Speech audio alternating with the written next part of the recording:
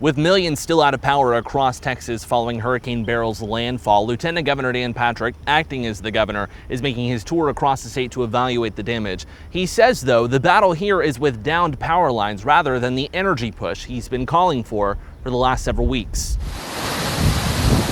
With more than 2 million Texans still without power just a day after Hurricane Beryl's landfall, Lieutenant Governor Dan Patrick says he's spoken with President Joe Biden for federal assistance on the hurricane cleanup. He said yes, and so we have agreed to that, and we are appreciative that the federal government has stepped in, and they will pick up most of the cost as we go through recovery here of the storm. Patrick has been the acting governor since last week, with Governor Greg Abbott out of the country for a trade mission for the entirety of the hurricane. Earlier this morning, Patrick was briefed on the hurricane response at the Texas Division of Emergency Management, or TDEM, facilities in Bryan. I asked him there about Governor Abbott's absence. Has Governor Abbott's absence at all hindered the response from the state?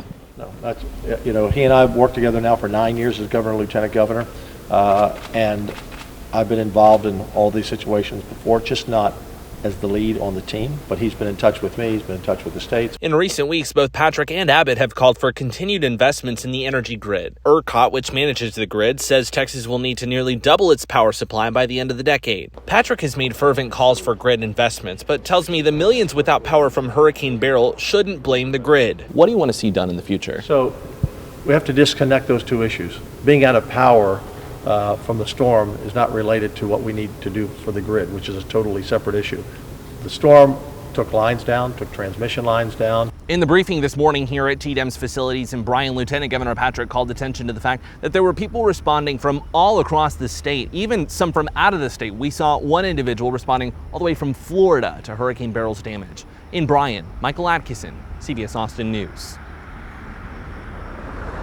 Thank you for watching. Please hit the subscribe button and get the latest news by downloading the CBS Austin News app.